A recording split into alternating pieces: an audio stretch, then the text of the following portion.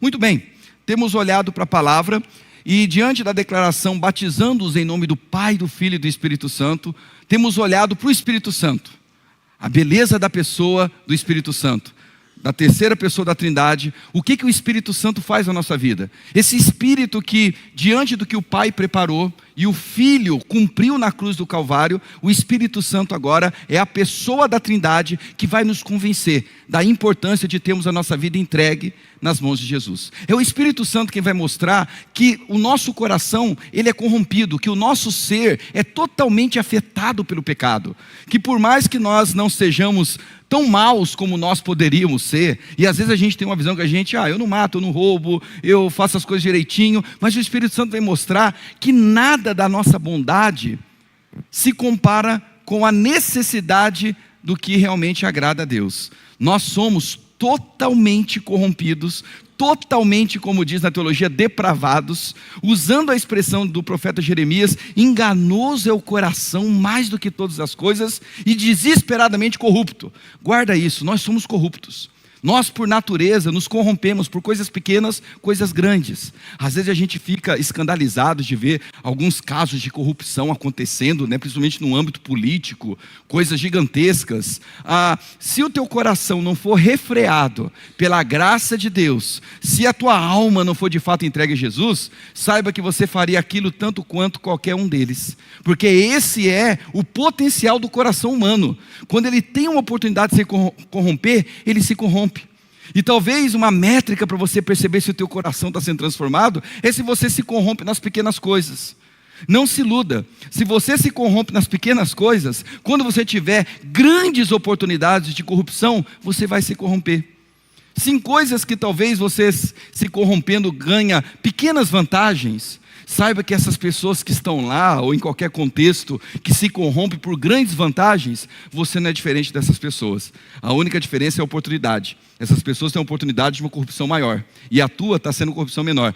Então significa que a gente vai olhar para isso e tratar com naturalidade? Não, pelo contrário. Nós somos o povo a quem Deus resgatou para sermos luz dentro desse mundo, sal dentro dessa terra, que na nossa oportunidade de pequenas corrupções, o nosso coração, a nossa alma já não está mais engessada, escravizada dentro desse sistema.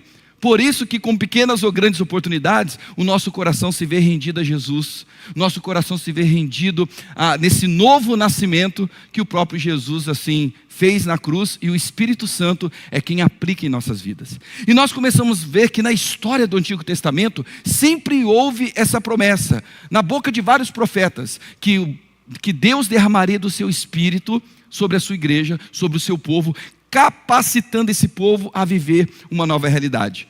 Isso se cumpriu em Jesus. Jesus é o Messias prometido, Jesus é quem agora envia o Espírito Santo.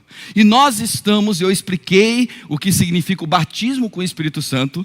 Temos irmãos e irmãs que pensam de forma diferente, mas à luz da Bíblia nós percebemos que batismo com o Espírito Santo é quando nós somos inseridos no corpo de Cristo. O batizar com o Espírito Santo é a inserção no corpo de Cristo. Não significa que o batismo com o Espírito Santo só acontece na vida de uma pessoa quando tem um determinado dom. No caso, o dom de falar em línguas. Pode acontecer da pessoa ter esse dom tanto quanto os outros dons.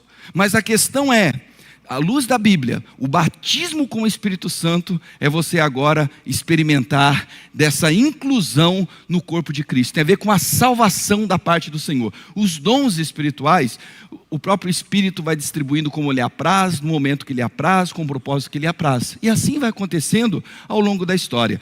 Nós não entramos em detalhes de fato o que seria o dom de línguas de uma forma mais ampla. Uns vão dizer que ainda não se tem mais, só foi para aquela época. Outros vão dizer, não, até hoje se tem. Mas se tem até hoje a continuidade dos dons, como que era esse dom? Nós não entramos, eu estou deixando isso reservado para a gente ter um culto que eu vou falar sobre todos os dons espirituais. A gente às vezes pensa só em alguns dons, você não imagina como a Bíblia fala de vários e vários dons. Mas a questão é, o Espírito Santo agora nos envolve na salvação. Só que depois desse evento de sermos inclusos no corpo de Cristo, a Bíblia diz, você não pode parar de ser cheio do Espírito Santo. Porque na dinâmica da vida você vai se esvaziando. são os acontecimentos, é o caminhar. A tendência natural é a gente se esvaziar. Por isso que agora a gente está olhando para um texto em que o apóstolo Paulo fala: não, você não pode se contentar em ser uma pessoa vazia, mas você vai se encher, enchei-vos do Espírito Santo de Deus. A todo instante nós vamos viver uma vida buscando ser cheios do Espírito Santo de Deus. E se nós não formos cheios do Espírito Santo de Deus, nós não conseguiremos viver para a glória de Deus. Se nós não formos cheios do Espírito Santo de Deus, não conseguiremos colocar em prática os dons espirituais que Ele assim nos concede. Se nós não formos cheios do Espírito Santo de Deus, o fruto do Espírito não é amadurecido em nós. Então Paulo vai escrever em Efésios capítulo 5, a partir do versículo 18. Como hoje eu vou ler uma quantidade razoável de texto, vamos fazer assim: eu vou lendo e explicando, para não ler tudo e depois voltar relendo. Pode ser assim?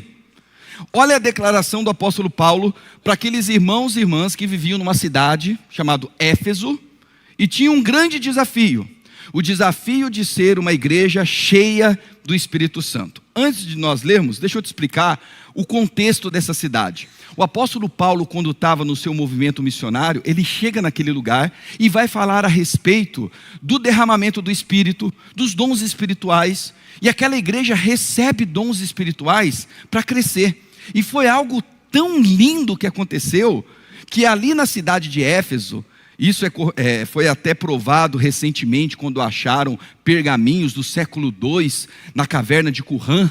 Encontraram pergaminhos lá do século II, e quando eles leram, tinha um pergaminho que falava da cidade de Éfeso, que a cidade de Éfeso era a cidade mais envolvida em bruxaria, feitiçaria. Eles desenvolviam poções mágicas, era uma coisa de louco. Você deve se lembrar no livro de Atos, que diz que aquele povo, à medida que ia se convertendo, o que eles faziam em praça pública? Queimavam os seus livros. E eram livros de encantamento, eram pessoas que falavam assim: nossa, durante tanto tempo da minha vida, eu achei que horóscopo é que funcionava, que signo funcionava, que fazendo demandas, que fazendo trabalhos, que fazendo mandingas, que fazendo poções. Nossa, agora eu encontrei em Jesus a plenitude, eu não preciso de nada dessa baboseira. E eles pegam seus livros e começam a queimar. Então a cidade de Éfeso experimentou de um movimento muito forte. E naquela cidade havia um templo, que era o templo dedicado à deusa Artemis, ou Afrodite. O que eles faziam? Havia mais de 6.000 prostitutas naquele templo, e as pessoas iam até aquele templo e se embriagavam, enchiam a cara, e agora, embriagados, tinham orgias entre eles como uma forma cultica. Aí o apóstolo Paulo vai escrever essas palavras, e agora você está um pouquinho contextualizado, e depois eu retomo o finalzinho da mensagem do domingo passado e introduzo o que eu vou falar hoje, tá bom? Olha o que vai dizer no texto: e não vos embriagueis com vinho, no qual há dissolução, mas enchei-vos do Espírito. Pare um pouquinho. Então no primeiro momento nós temos uma proibitiva: e não vos embriagueis com vinho. Ele está se referindo ao que acontecia no templo, ao chamado templo da Diana dos Efésios, mas ao mesmo tempo ele está falando de um estilo de vida de pessoas que, para tentar lidar com seus problemas, lidar talvez com seus relacionamentos frustrados, lidar talvez com seus desencontros, lidar com suas traições, lidar com suas perdas, lidar com uma perspectiva trágica da vida, acabavam recorrendo a recursos que anestesiavam temporariamente, mas depois vinha todo o resultado trágico e o problema não solucionava. E aqui ele vai se referir ao vinho, à bebida, dizendo: e não vos embriagueis com vinho. Por quê? Quando você se embriaga, vai haver dissolução, vai haver briga. A ideia é que quando você se embriaga, você perde o controle. Você fala coisas que depois você se arrepende. Você age de maneiras que você não agiria se você não estivesse embriagado. É como se ele falasse: tome muito cuidado. Existem realidades que podem fazer com que você perca o controle da sua vida. Você pode destruir a sua saúde física, a sua saúde mental, a sua vida financeira, a sua vida conjugal, a sua vida familiar. Cuidado! E aqui ele mostra um dos elementos culturais, que é o vinho dentro da cidade de Éfeso, e também da história da humanidade. Afinal de contas, não tem como negar o estrago que a bebida alcoólica faz ao longo dos tempos. O nosso país, por exemplo, é um país com índice e números estatísticos assustadores de pessoas que não sabem beber, de pessoas que dirigem embriagados ou fora de si, e a gente tem aí um índice de acidente terrível. Enfim, a embriaguez e o descontrole para com a bebida faz com que uma pessoa viva em dissolução, em brigas, em contendas. Falei o mal, e esse mal é condenado pela Bíblia, a embriaguez. Mas preste atenção no que eu vou dizer agora. A mesma Bíblia que diz que você não deve se embriagar, ela não diz que beber em si é pecado. O problema não está na bebida. O problema não está em beber. Mas o problema está em você não saber quais são os seus limites. O problema é você não conhecer a palavra moderação. O problema é você recorrer a isso como sendo solução dos seus problemas, que na verdade só piora. Porque a Bíblia nos mostra, ao longo da sua toda a história, pessoas tendo momentos festivos em que a bebida está presente. Mas quando você ultrapassa o limite da moderação, do seu contexto, do seu limite, você está pecando. Olha que interessante o que o Evangelho de Lucas vai nos dizer. Lucas vai dizer assim, Jesus está dizendo, veio o Filho do Homem comendo e bebendo. E dizeis, eis aí um glutão e bebedor de vinho, amigo de publicanos e pecadores. Deixa eu te explicar isso aqui.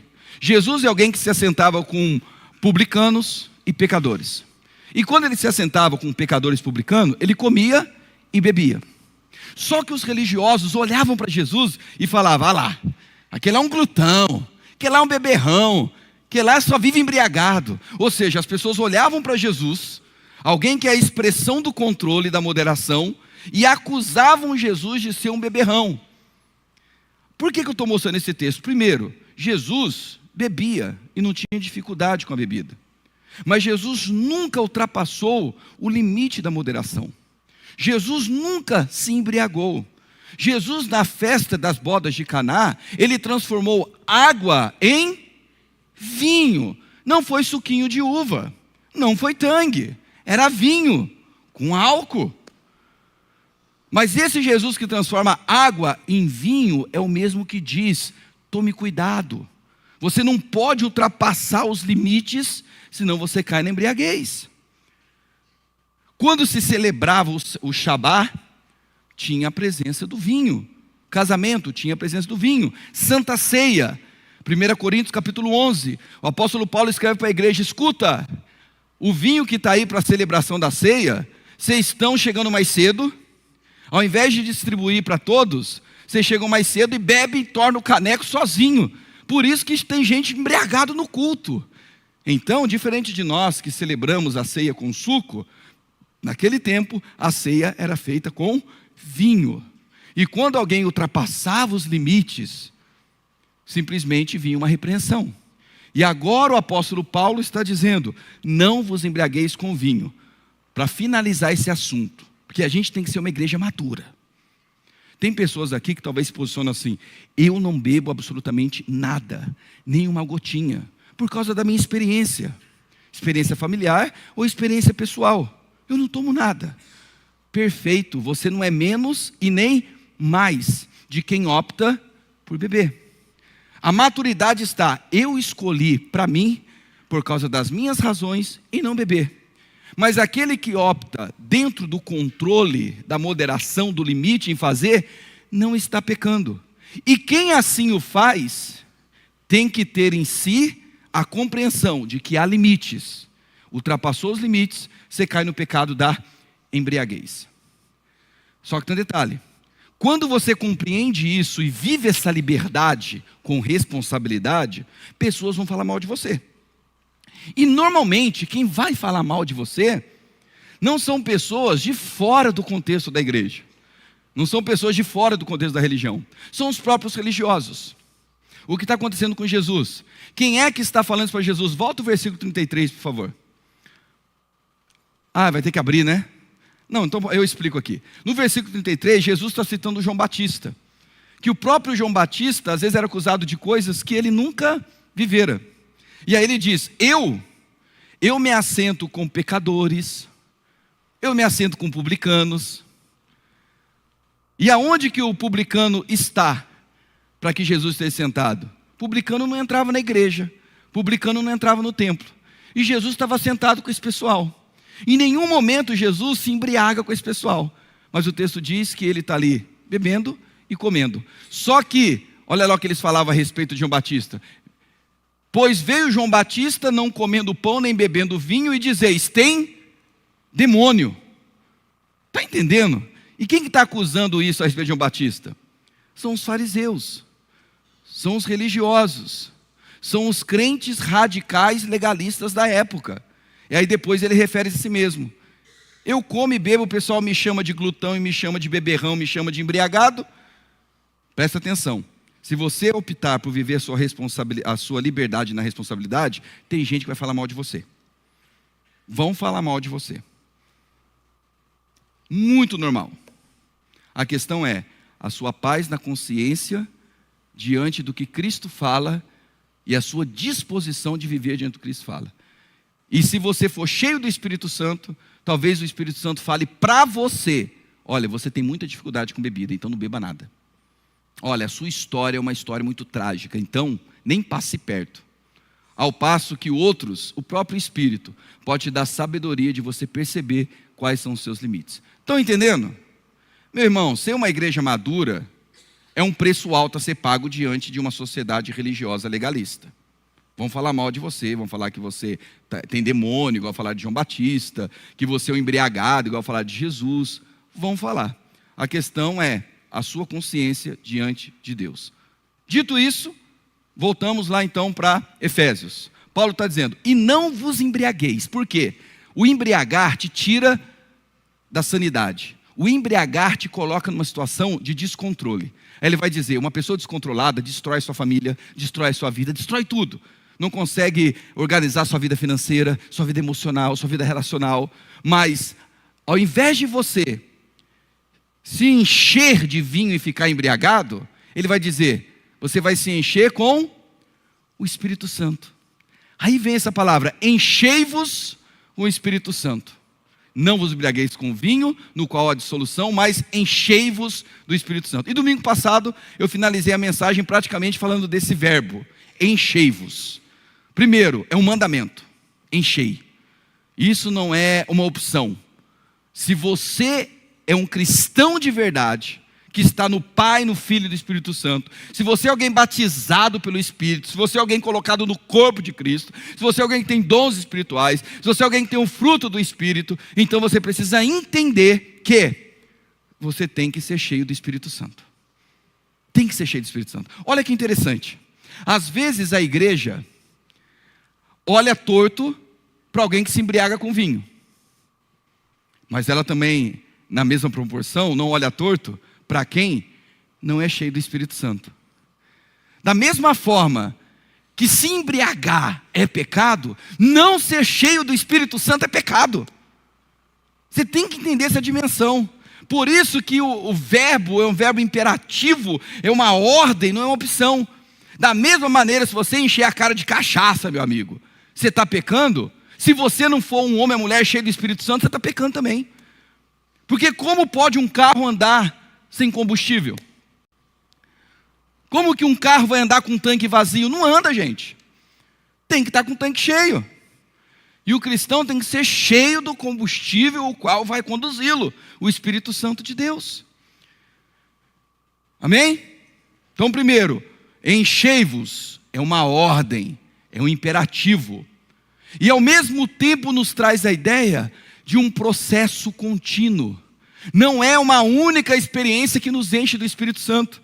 Você deve se lembrar, como eu falei no início, que a igreja de Éfeso experimentou um momento glorioso da visitação de Deus. Mas no passar do tempo, o que foi acontecendo? Eles foram se esvaziando do Espírito Santo. E aí Paulo fala, escuta, vocês têm uma história linda, pessoas se converteram, a igreja aqui é bonita, a igreja de Éfeso. Só que tem um detalhe, vocês precisam se reabastecerem do Espírito Santo. Enchei-vos do Espírito Santo. É uma ordem. E é um processo, é algo contínuo. E por fim, não é apenas para um para outro, está no plural. Enchei-vos, todos vós, enchei-vos do Espírito Santo. Não é só para quem prega, não é só para quem toca, canta, ou que lê. Não, todos. Todo aquele que está em Cristo tem que ser cheio do Espírito Santo. Se você não for cheio do Espírito Santo, você vai ser um tanque vazio para ser cheio de um tanto de outras coisas. E se você for cheio de qualquer outra coisa que não seja o Espírito Santo, você vai ter uma vida dissoluta. Você vai ter uma vida desgovernada, descontrolada. E a pergunta é, como que nós podemos experimentar do ser cheio do Espírito Santo? Como que nós vamos viver essa experiência de continuamente sermos cheios do Espírito Santo? Muito bem, próximo versículo, o texto vai dizer, versículo 19, falando entre vós com salmos, entoando e louvando de coração ao Senhor, com hinos e cânticos espirituais. Versículo 20, dando sempre graças por tudo a nosso Deus e Pai, em nome do Senhor Jesus Cristo, sujeitando-vos uns aos outros no temor de Cristo. Nesses 3 versículos, Paulo está descrevendo a relação cultica. São expressões usadas dentro do culto. No culto nós falamos com salmos, cânticos espirituais. Então ele está dizendo, quer ser cheio do Espírito Santo? Você precisa aprender a estar no culto. Você tem que aprender a se reunir. Você tem que aprender a estar num ambiente onde esse contexto, juntamente com os irmãos e irmãs, você é fortalecido na fé. Por isso que não tem como ser alguém cheio do Espírito Santo, usando aquele termo, desigrejado. Eu amo Jesus, mas eu sou um desigrejado, eu não frequento igreja. Não, meu irmão, minha irmã, desculpa. Talvez você tenha várias razões de não frequentar uma igreja, mas eu posso te garantir que você vai encontrar uma séria. Sai procurando. Alguma séria você vai encontrar. Sem ser corpo, sem estar juntos, não tem como ser cheio do Espírito Santo. Falei isso na quarta-feira aqui no culto. Quando o Salmo 133 diz, quão bom e agradável viverem unidos os irmãos. É como o óleo precioso que cai sobre a cabeça, escorre sobre a barba, até as orlas da veste de Arão. É como o orvalho do monte de Sião, o orvalho de Hermon caindo sobre o monte de Sião. Ali Deus determina a sua bênção e a vida para sempre. Ou seja, existem realidades que nós só experimentamos estando juntos. Quer ser cheio do Espírito Santo? Amém? De verdade, de fato. Porque se você não for cheio, entenda isso, meu irmão, minha irmã. Se você não for cheio do Espírito Santo, você vai ser cheio de um tanto de outra coisa. Você vai dar espaço para um tanto de outra coisa te encher. Mas se você quer ser cheio do Espírito Santo, você tem que entender a importância de fazer o que nós aqui estamos fazendo. E é muito bom saber que ao mesmo tempo que esse verbo encher, ele está na voz passiva. Você tem essa iniciativa, você tem essa postura, mas quem faz isso é o próprio Espírito Santo. O próprio Espírito Santo é comprometido em fazer isso sobre você. Olha que coisa linda. Primeiro ele diz então, vamos viver nessa relação. Se você não viver cheio do Espírito Santo, você vai viver descontrolado. Aí ele vai para a expressão do culto. E aqui eu abro um parêntese. A gente está vivendo um momento na igreja evangélica no Brasil, e talvez está espalhado pelo mundo, mas vamos falar do nosso Brasilzão, que as igrejas evangélicas, ao invés de estarem cheias do Espírito Santo para expressar o que é o domínio próprio, o que é o fruto do Espírito, nós estamos vivendo exatamente uma expressão cultica de igrejas embriagadas. Porque quando o texto fala, não vos embriagueis com vinho, ele está falando, não se aproprie de realidades que te tornem descontrolados. Gente, o que a gente tem visto nas igrejas evangélicas são coisas assustadoras, de pessoas que estão dizendo, olha, o Espírito Santo está tão forte na minha vida, que eu fico descontrolado. Recentemente eu estava vendo, eu gosto às vezes vendo aqueles reels, né? E esse dia eu estava vendo um, que de repente o pastor disse que foi tomado pelo Espírito Santo, ele saiu correndo, subiu no banco, e se abraçou a pilastra da igreja, parecendo festa junina de pau de sebo, sabe pau de sebo, pessoal? O pastor subiu, não, porque quando o Espírito Santo nos enche, a gente perde o controle. Meu irmão, é exatamente o contrário. O Espírito Santo não te descontrola. E os cultos que nós temos visto são cultos com expressões descontroladas. As pessoas, em nome de um estar cheio do Espírito Santo, têm revelado expressões de descontrole que qualquer psicólogo, psicanalista ou até psiquiatra fala assim: gente, tem uma coisa errada acontecendo. E não é possível que o Espírito Santo faz isso na vida de alguém. Meu irmão, se você ler o que Paulo escreveu em Romanos, capítulo 12, capítulo 13, ele vai falar que o nosso culto é um culto racional. Não é um culto de histeria, onde você perde a razão sobre si e é tomado por um descontrole e faz coisas que até Deus fala: uau, isso aí nem eu na minha grande criatividade fazia uma coisa dessa. Está entendendo? Que ser cheio do Espírito Santo, uma igreja cheia do Espírito Santo, é uma igreja que tem o seu controle. É uma igreja racional. E aqui eu não estou anulando o sobrenatural. Aqui eu não estou anulando as emoções. Aqui eu não estou anulando que você pode chorar. Mas o que eu estou dizendo é que o que tem acontecido é uma coisa muito assustadora. Pois bem, isso você já sabe. Isso talvez você já até viu várias e várias pregações. Só que o que Paulo agora vai continuar pregando, as igrejas não gostam de falar. Porque o que Paulo vai continuar pregando, depõe contra os próprios pastores. Depõe contra as próprias lideranças das igrejas. Depõe contra a maioria. Porque ele vai dizer: escuta, ser cheio do Espírito Santo não é só no culto. E seria muito fácil se fosse só no culto. Porque eles se reuniam, conforme o texto bíblico, passaram a ter esse costume de se reunir no primeiro dia da semana, ou seja, no domingo, por causa da ressurreição. E os outros 6 dias? O que você faz os outros 6 dias? E aí nós temos essa dicotomia, em que pessoas pensam: não, no domingo eu vou na igreja, porque agora é a hora que eu vou ser cheio do Espírito Santo, sou de Deus. Mas e na segunda, terça, quarta, quinta, sexta, sábado? Como ser cheio do Espírito Santo nesse contexto? Muito bem, Paulo vai nos mostrar. Versículo 22. Primeiro ele olha para as mulheres. Eu não sou casada. Calma, que daqui a pouco vai falar para o não casado também, tá? Versículo 22. As mulheres sejam submissas ao seu próprio marido, como ao Senhor. Porque o marido é o cabeça da mulher, como também Cristo é o cabeça da igreja, sendo este mesmo o salvador do corpo. Como, porém, a igreja está sujeita a Cristo, assim também as mulheres sejam em tudo submissas ao seu marido. Esse versículo mal interpretado, ele só vai reforçar uma cultura patriarcal, machista, opressora sobre a mulher. De que a mulher tem que ficar calada, de que quem manda na casa é o homem aqui, ó. A Bíblia está falando que o homem é o cabeça da mulher. Ou seja, cabeça de quem ama. Ou melhor dizer, cabeça de quem manda. Eu que faço, eu que aconteço. Não importa o que seja, você tem que ser submissa a mim. Mas presta atenção que o apóstolo Paulo, ele está falando algo revolucionário para aquela época. Porque naquela época, a mulher não tinha opção de não ser submissa. A mulher era tratada de uma certa maneira como um objeto de posse do homem.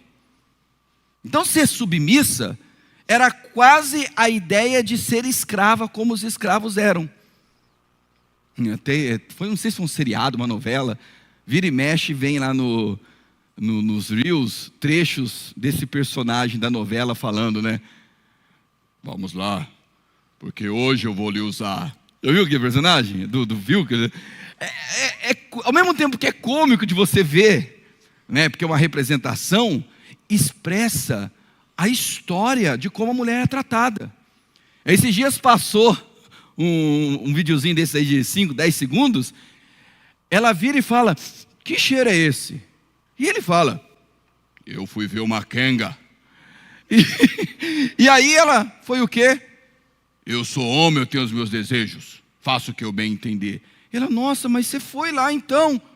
Foi, e deita que hoje eu vou lhe usar também.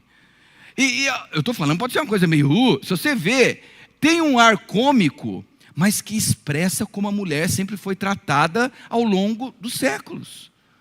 E quando Paulo vem dizer, as mulheres sejam submissas ao próprio marido, ele vai trazer agora uma outra conotação. Ele mostra um ponto de equilíbrio. A primeira coisa, ele está fazendo uma inferência, uma referência do que aconteceu lá no Gênesis. Deus cria o homem e a mulher. E quando Deus cria a mulher a partir do homem, o homem, quando vê a mulher, nós temos o primeiro poema, a primeira declaração de amor. Tá certo que não foi lá um estilo Shakespeare, né? Tadinho, Adão também não tinha tanto conhecimento shakespeariano de poesia e tal. Mas é a primeira poesia que acontece, é quando Adão olha para Eva. Ali o texto, vou parafrasear para vocês, ele está dizendo assim: uau! Afinal, carne da minha carne, osso do meu osso. Aquilo é uma ideia poética. Eu sei para vocês, nossa, que poema é Adão. Mas eu não tinha tanta referência, né? Uns até falam assim, que é uma declaração, é a mulher mais linda do mundo. É lógico, só tinha Eva, não tinha outras para fazer referência. Mas a questão é, a declaração dele ao ver Eva. Só que Eva nasce num contexto em que é dito: falei uma mulher que lhe seja idônea. Uma mulher que lhe seja auxiliadora. E a hora que ele vê essa mulher, ele tem essa declaração poética. Só que em nenhum momento no Gênesis, o homem trata a mulher como ao longo da história a mulher passou a ser tratada. Porque a primeira expressão é uma expressão de carinho, uma expressão amorosa, é uma expressão poética. Diante dessa, que vai ser submissa, auxiliadora, idônea, no sentido de: eu vou apoiar a sua missão, Adão.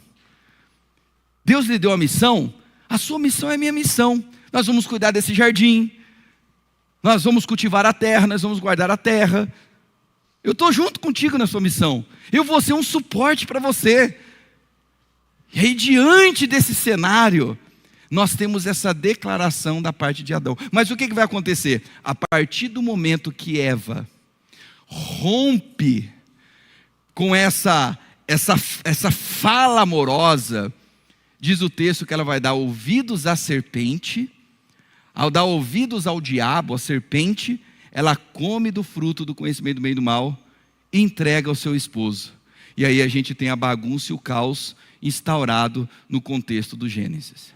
A partir do momento que a mulher deixa de se ver como apoiadora da missão, suporte da missão, companheira, a serpente encontra lugar nos ouvidos e no coração dela. E a partir de então, agora a humanidade começa a viver essa disfuncionalidade relacional. Ser submissa não é ser escrava, mulher.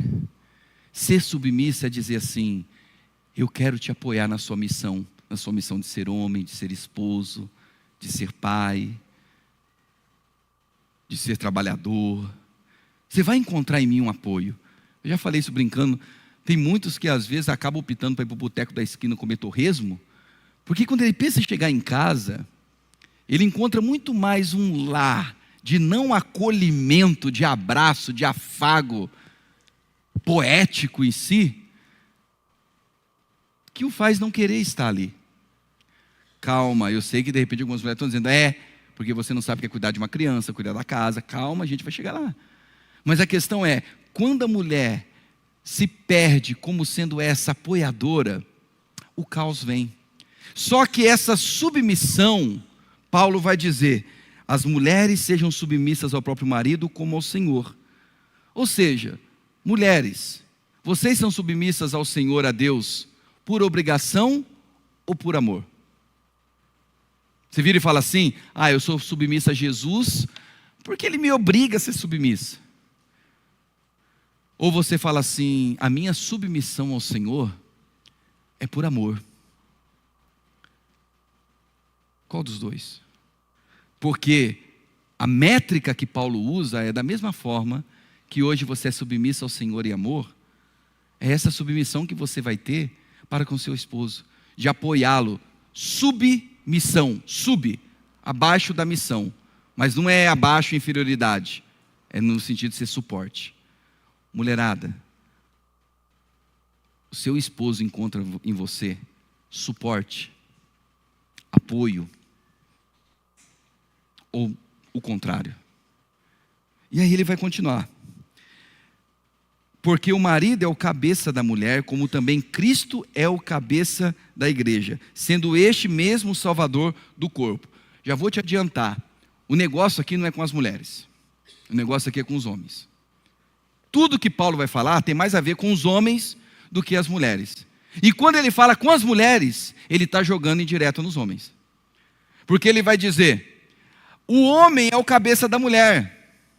Mas em que sentido o homem é o cabeça da mulher? Da mesma forma que Cristo é o cabeça da igreja. E como que Cristo é o cabeça da igreja? Como que Cristo cuida da sua igreja? Perceba que ele está jogando indireto no homem. Não é verdade, você é o cabeça da mulher. Mas você vai ser o cabeça da mulher da mesma forma que Cristo é o cabeça da igreja. E como que Cristo é o cabeça da igreja? Sendo bruto, violento, duro, insensível? Cristo é assim com a sua igreja? Não. Então, olha como ele está jogando uma indireta. Mulher, você vai ser submissa a um homem que vai cuidar de você, que vai agir com você, da mesma forma que Cristo age para com a sua igreja. Ele gasta 3 versículos para falar da mulher. E agora para falar com o homem, ele gasta 9 versículos. Ele triplica o negócio. Vamos olhar agora aqui porque ele fala para os homens. Versículo 25. Maridos, amai vossa mulher. Aqui já é uma coisa revolucionária. O homem não amava a mulher naquele tempo. O homem usava a mulher naquele tempo. Mas agora Paulo chama uma nova realidade relacional. Maridos, amai vossa mulher. Mas de que forma, Paulo? Como também Cristo amou a igreja e a si mesmo se entregou por ela. Além de Paulo falar agora aos homens que eles devem amar a sua esposa, ele vai qualificar, tipificar que amor é esse. É um amor da mesma forma que Cristo assim fez para com a igreja. E a pergunta é, como que Cristo amou a igreja? Se sacrificou por ela. Amor, que é amor de verdade, é amor que passa pelo caminho do sacrifício. Mas Paulo está dizendo, eu sei que vocês aprenderam nessa sociedade romana, em que o homem é o cabeça que manda. Mas eu estou falando para vocês que o homem é o cabeça que ama. Eu sei que vocês aprenderam que o homem tem que ter sempre a razão. E eu sei que vocês foram educados a sempre querer ter a razão numa DR, numa discussão, discutindo um relacionamento. Eu sei que vocês aprenderam isso. Só que ser cabeça não é para ser e ter razão. Mas ser cabeça é para amar. Da mesma forma que Cristo amou a sua igreja. E qual que é a expressão do amor? Sacrifício. Sacrifício. Qual foi o último sacrifício que você fez por amor à sua esposa? Qual foi o último sacrifício que você fez? Qual foi a última vez que você sacrificou em ter a razão para poder ter paz? Qual foi a última vez que você buscou sacrificar, de repente, o teu tempo de lazer para ter um tempo a mais com a sua esposa? Qual foi a última vez que você sacrificou uma coisa que você gosta para fazer o gosto da sua esposa? Ou você vive em função dela, viver em função dos seus gostos? Aí ele vai continuar. Versículo 26, ele está se referindo ao homem e trazendo a ideia de Cristo. Para que a santificasse, Cristo, santificasse a igreja, tendo-a purificado por meio da lavagem de água pela palavra. Olha que interessante. O esposo na sua relação para com a esposa, da mesma forma que Cristo santifica a sua esposa, a sua noiva, a igreja, o homem é um instrumento santificador para com a mulher. A vida do esposo é uma vida que santifica, não que tem poder santificador, não é isso. Ele é um instrumento que faz com que a mulher cresça em espiritualidade. A mulher passa a aprender mais a respeito de quem Jesus é através da vida do seu esposo. Será que nós, como homens, eu falei para vocês, o negócio pega com os homens aqui mesmo. Mulher só passa bem despercebido. Mas será que nós, como homens, fazemos com que a esposa, aos casados, aos noivos, aos namorados? Será que ela está crescendo espiritualmente pela sua relação? Será que ela está conhecendo mais a Jesus através da sua vida? Será que ela está se tornando cada vez mais uma mulher santificada através da sua vida? Será que ela está querendo orar mais graças a você? Está querendo ler mais a Bíblia graças a você? Está querendo vir mais ao culto graças a você? Ele vai continuar. Versículo 27, para apresentar a si mesmo igreja gloriosa, sem mácula, nem ruga, nem coisa semelhante, porém santa e sem defeito. Aqui ele está falando que Cristo fez para com a igreja. O sacrifício de Cristo fez isso na história da sua igreja. Mas ele está usando isso como analogia para a relação entre um homem e uma mulher. Ou seja, será, homem, que a mulher com quem você se relaciona, ela tem se tornado cada vez mais gloriosa, cada vez mais livre de pecaminosidade, graças a você? Ou você talvez tenha sido um instrumento de colocá-la em pecaminosidade? Isso talvez se aplique muito mais, ou também tanto quanto, a relacionamentos que estão se iniciando. Porque talvez ela tenha uma postura de dizer: eu quero honrar e santificar na presença do Senhor. Mas você, como homem, sempre coloca os seus impulsos, suas necessidades, seus desejos, a sua sexualidade à flor da pele, e acaba muito mais conduzindo-a à pecaminosidade do que à santidade. Muito mais a imundícia do que a pureza. Deixa de ser o instrumento de vê-la de forma gloriosa, porque ela se tornou alvo da sua satisfação pessoal. E o texto vai continuar dizendo assim, versículo 28, assim também os maridos devem amar a sua mulher como o próprio corpo. Agora Paulo apela. Paulo fala assim, da mesma forma que você quer cuidar de si, da mesma forma que você olha para si, vê os seus desejos, o seu querer, cuide dela. Talvez, tem pessoas que não conseguem viver essa realidade, homens não conseguem viver essa realidade, que diz, assim também os maridos devem amar a sua mulher como ao próprio corpo, como a si mesmo, porque são homens que não se amam. Se você não se ama, e eu sei que pode parecer até contraditório falar se amar, sendo que amor é para o outro, mas é a ideia de que às vezes você não cuida da pessoa porque você não cuida de si mesmo. Às vezes você não zela por ela porque você nem zela por si mesmo. E se você não zela por si, você vai querer zelar pelo outro? De forma alguma. Versículo 29. Porque ninguém jamais odiou a própria carne, antes a alimenta e dela cuida, como também Cristo a faz com a igreja. Deixa eu dar uma dica para você que está pensando em criar uma história relacional com esse homem. Presta atenção no que Paulo está dizendo aqui, ó. Porque ninguém jamais odiou ao próprio corpo, antes alimenta e dela cuida, como também Cristo faz com a igreja. Presta atenção.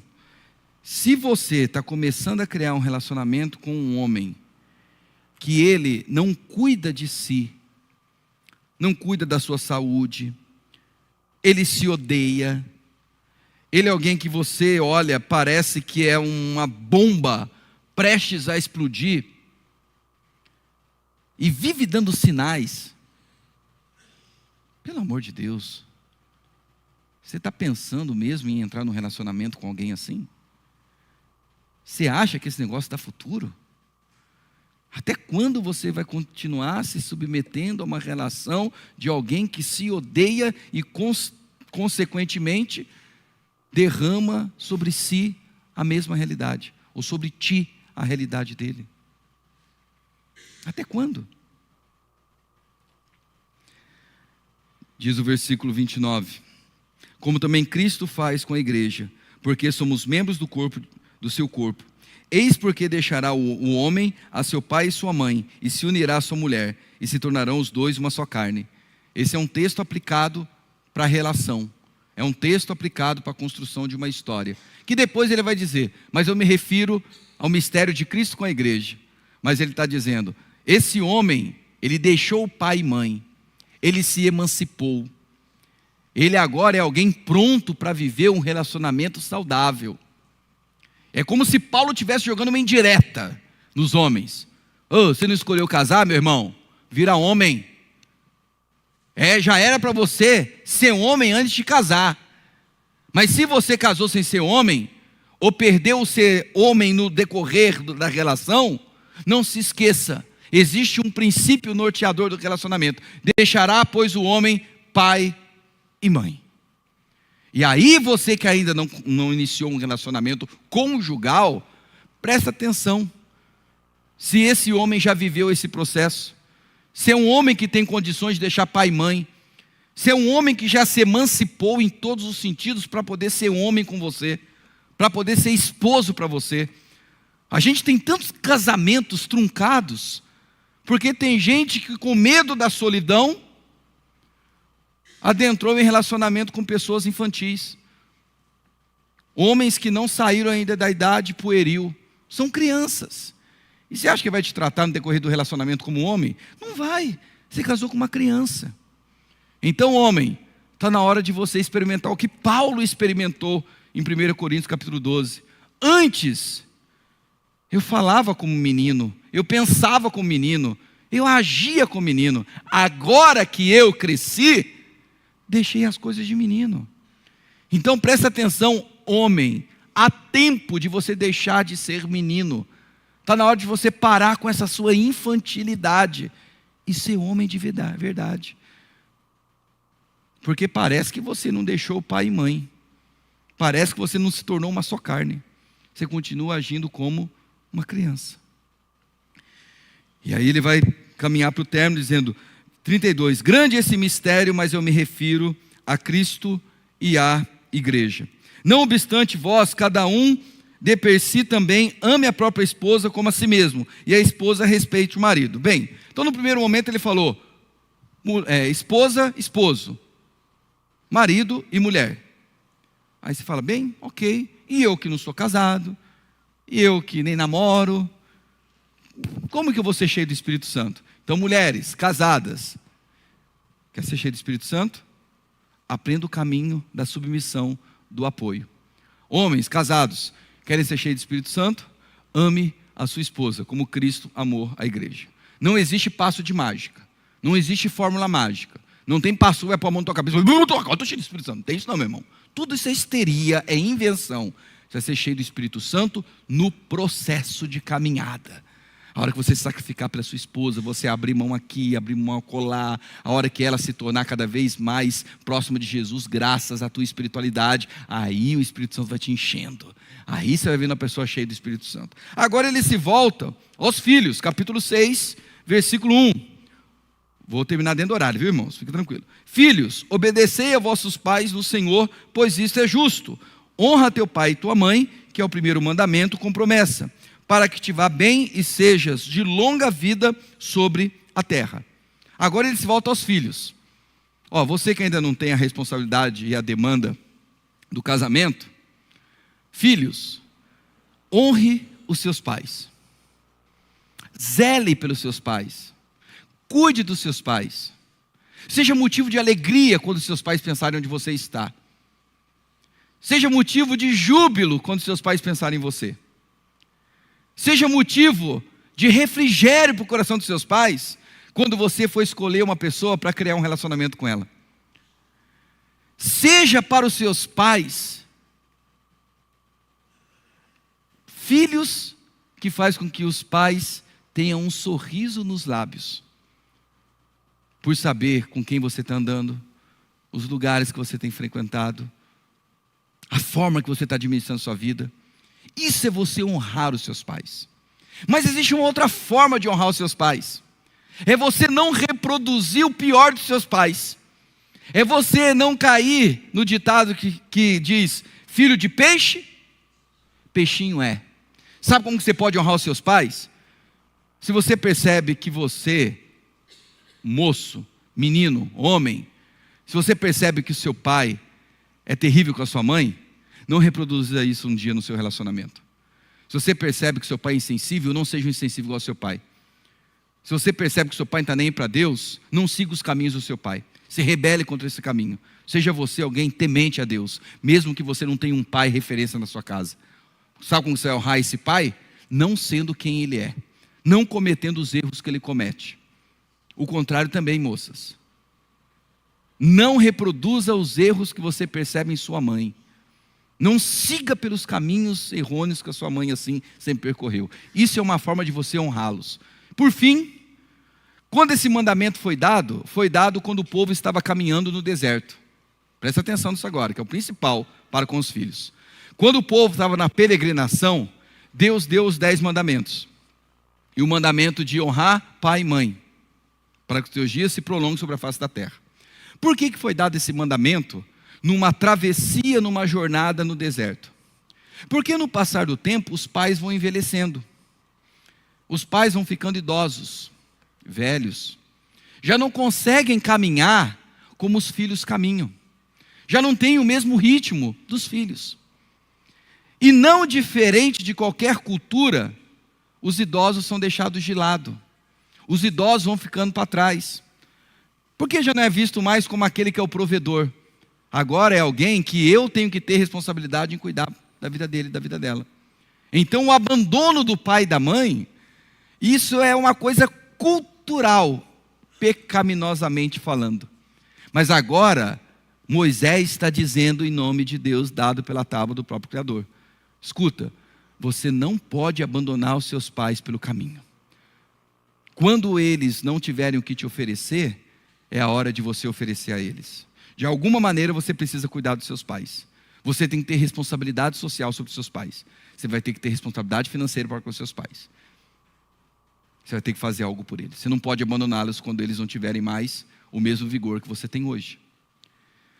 Mas isso pode começar a partir de agora. Como que você talvez busca cuidar, honrar, ajudar os seus pais nesse processo? Exemplo, o dinheiro que você tem pelo seu trabalho, você para se perguntar, ou para perguntar, pai, mãe, como que eu posso auxiliar alguma coisa aqui em casa? Ou você só pensa nas suas roupinhas, nas suas saídas, nos seus perdidos, e aí? Você para perguntar, pai, como que eu posso ajudar? Eu vim de uma criação que tem nada a ver com espiritualidade, ou pelo menos declaradamente, porque para mim isso é uma influência bíblica na cultura. Mas eu trabalhava, todo o meu dinheiro, eu dava na mão da minha mãe. Tudo, pegava na mão da minha mãe. E ali ela me dava o que eu ia gastar. E isso na minha mente era uma coisa muito comum. Depois, quando eu cresci, aí as coisas foram mudando. Mas perceba como a gente tem um abismo. De um lado eu falava, mãe, está aqui. Trabalhava, eu vendia verdura na rua, catava latinha. Depois eu fui trabalhar de servente. Depois eu fui trabalhar num negócio de carro lá de vigiar.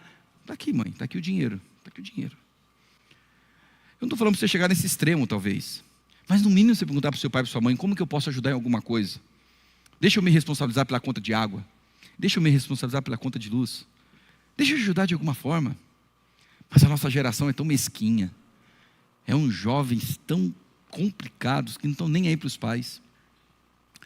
Honrar pai e mãe.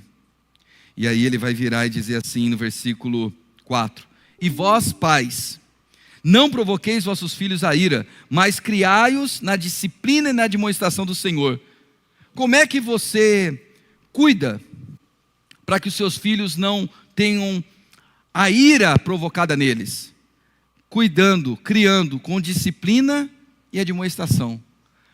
Pais que não disciplinam seus filhos, não estou falando de punição, estou falando de disciplina. Pais que não colocam limites, pais que não chamam atenção, vão provocar a ira no filho.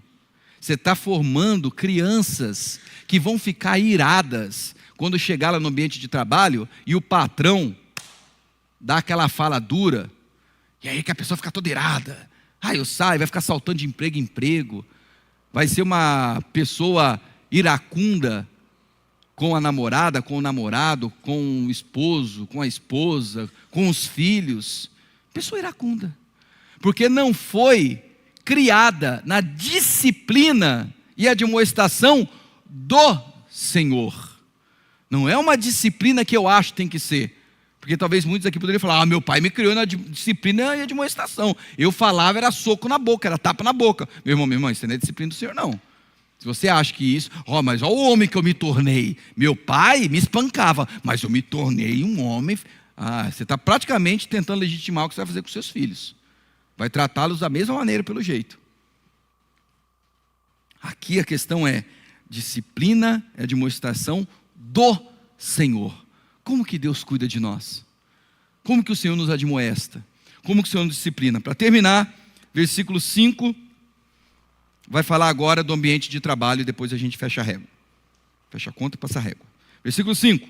Quanto a vós outros, servos, obedecei ao vosso Senhor segundo a carne, com temor e tremor, na sinceridade do vosso coração como a Cristo, não servindo à vista como para agradar homens, mas como servos de Cristo, fazendo de coração a vontade de Deus, servindo de boa vontade como ao Senhor e não como a homens, certos de que cada um, se fizer alguma coisa boa, receberá isso outra vez do Senhor, quer seja servo, quer seja livre. Deixa eu explicar o que foi dito aqui.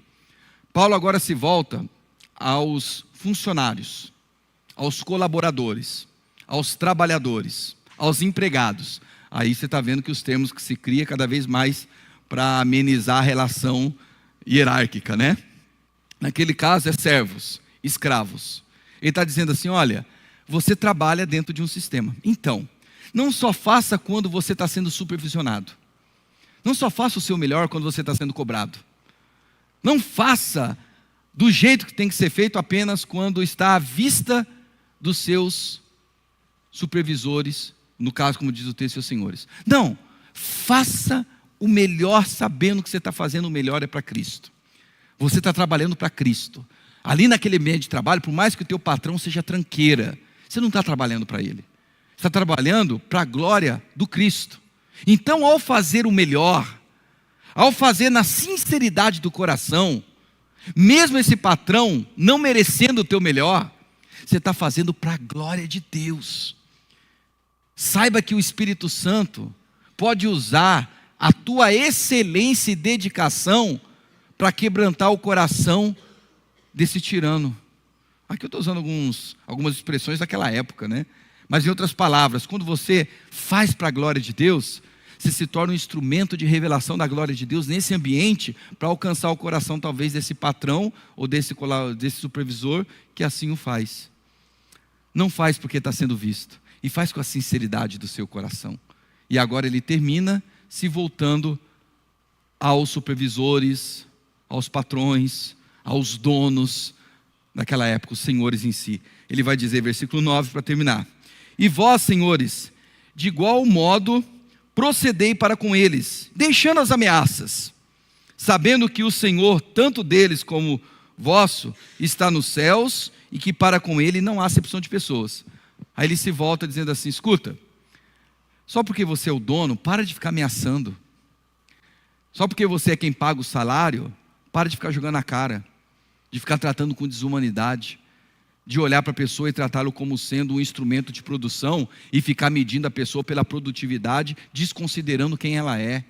Para de ser insensível, porque a questão talvez nesse momento não é você querer saber se está sendo produtivo, mas olhar para a alma dessa pessoa, chamá-la e sentar e conversar com ela olhando nos olhos e perguntar como é que está o teu coração, porque eu percebo que aqui no ambiente de trabalho está tão diferente. Você já foi uma pessoa tão empenhada, você é uma pessoa tão confusa, tão relapsa, tão largada. Está acontecendo alguma coisa? Eu posso te ajudar? Mas não usar do seu cargo, usar para ameaçar a pessoa e tentar extrair dela a força. Não, meu irmão, minha irmã, você é um cristão, você é uma cristã. Você não se relaciona assim. E se você trata com tirania, olha para o Deus que você diz servir, porque Ele não trata com tirania e não faz exceção. Não tenha prediletos no ambiente. Deus não faz exceção. Trate com amor, trate com graça. Nós vamos começar a orar. Mas antes, entenda. Paulo, ele organiza a sociedade, falando do esposo, da esposa, olha aqui para mim. Esposo, esposa, filhos e trabalho. Certo? A esposa, o esposo, filhos para com o casal, casal para com os filhos, ambiente de trabalho, patrão e colaborador, associado, aí usa o termo que você quiser, né? Usando o termo bíblico, senhor e servos. Essa é a elaboração. Aqui ele está organizando como que é a ordem da prioridade que nós lidamos com as coisas. Presta atenção, esposo e esposa. A sua prioridade não é o seu trabalho. A sua prioridade, você esposo, é a sua esposa. A sua prioridade, esposa, é o seu esposo. Você não pode desfazer essa prioridade. E aí vem os filhos. E quando nascem os filhos, num determinado momento, como que o esposo prioriza a esposa? Ajudando a esposa a cuidar dos filhos. Como que a esposa prioriza o esposo? Ajudando a cuidar dos filhos. Esse é um momento que ambos vão olhar com muito carinho para o filho, para a filha, para os filhos. Mas ao mesmo tempo é uma criação, já ajudando os filhos a viver uma vida emancipada. O grande problema é que tem esposo e esposa que não apenas priorizaram o filho quando eram pequenos, ou quando houve um momento específico em que o esposo deveria ter dito: é hora da gente prestar atenção na nossa filha, muito mais do que nós prestamos. É uma hora da gente priorizar esse momento que a nossa filha está passando, porque é um momento muito delicado, que o nosso filho está passando um momento muito delicado. Nós vamos abrir mão de algumas coisas que nós gostaríamos e podemos ter, por amor aos nossos filhos. Isso é lindo. Mas a crítica que eu estou aqui fazendo, são pais que simplesmente abandonaram um ou outro por causa dos filhos. A esposa já não olha mais para o esposo e usa o filho como desculpa para isso. E o contrário também é verdade. E filhos, preste atenção. Enquanto você não deixou pai e mãe e se uniu para se formar uma nova família, a prioridade para você, filho, filha, não é o seu namorado ou sua namorada, e não é o seu trabalho. Tem filho que fala: eu estou me dedicando muito ao trabalho, me dedicando muito aos estudos, e com isso esquece os pais. A tua prioridade, filho, filha, são os seus pais. Eles são prioridades. A hora que você casar, agora a prioridade, e não é abandono, não é esquecimento, não é mais o seu pai e sua mãe. Vai ser a pessoa com quem você escolheu criar uma história. Talvez haja pessoas aqui que são casadas, são jovens casados, mas que ainda não entenderam que o pai e a mãe continuam tendo esse lugar especial e esse cuidado. Não pode abandonar na história. Mas que agora você deixou pai e mãe para construir sua família. Se você não cortar o cordão umbilical, você não vai conseguir constituir família. Então a sua prioridade enquanto você não casa, continua sendo seus pais. Eu trabalho. A tua prioridade não vai ser o seu trabalho. Primeiro vem o seu esposo, sua esposa, vem os seus filhos. Você, filho, são os seus pais. Depois é o trabalho. Tem gente que inverte tudo. Coloca o trabalho em primeiro lugar, coloca os filhos sempre em primeiro lugar, bagunça tudo. E você que vive um contexto profissional, tome muito cuidado. Não faça apenas quando é visto. Você está fazendo para o Senhor, que vê a todo instante, e vê com os olhos de alegria, vê com os olhos de satisfação, porque você é filho e filha dele. Você que ocupa um cargo e tem pessoas sob o seu cuidado, da mesma forma, saiba agir com amor, saiba agir como o Senhor age com você. Aí você vai ser cheio do Espírito Santo. Nós vamos terminar o nosso culto. Você vai sair daqui, você vai encontrar com a sua esposa e com o seu esposo. Você vai encontrar com seus filhos, você vai encontrar com seus pais. Amanhã você vai para o teu ambiente de trabalho. Em todo esse universo que você vai ser cheio do Espírito Santo. Quer ser cheio do Espírito Santo? Como que você vai cuidar da sua esposa? Como você vai cuidar do seu esposo? Dos seus filhos? Dos seus pais? E no ambiente de trabalho? Feche seus olhos. E eu queria que você pensasse em tudo que foi falado. E aquilo que de repente mais chamou a tua atenção. Dentro de você, fale com Deus. Fala: Deus, eu tenho maior dificuldade em honrar os meus pais. Eu penso muito mais em mim, na minha vida, no que eu tenho que fazer, no que eu quero fazer. Já deixei meus pais entregues às suas necessidades, suas carências.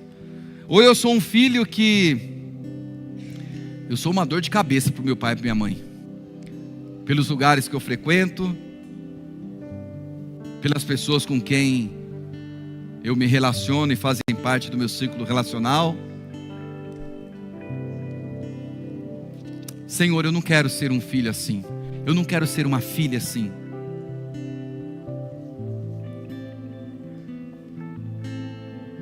Se você não tem amado a sua mulher, a sua esposa, como Cristo amou a igreja, está na hora de você falar: Senhor, ensina-me a amar, ensina-me a sacrificar, ensina-me a abrir mão, ensina-me a ser um instrumento de alegria para o coração dela, ensina-me a ser um instrumento para que ela cresça espiritualmente.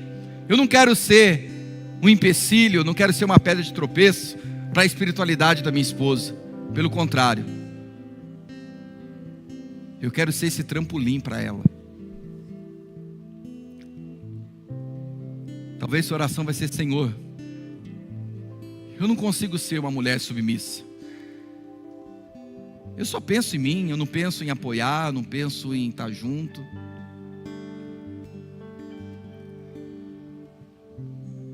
Aquilo que mais chamou a sua atenção, fale com Deus agora.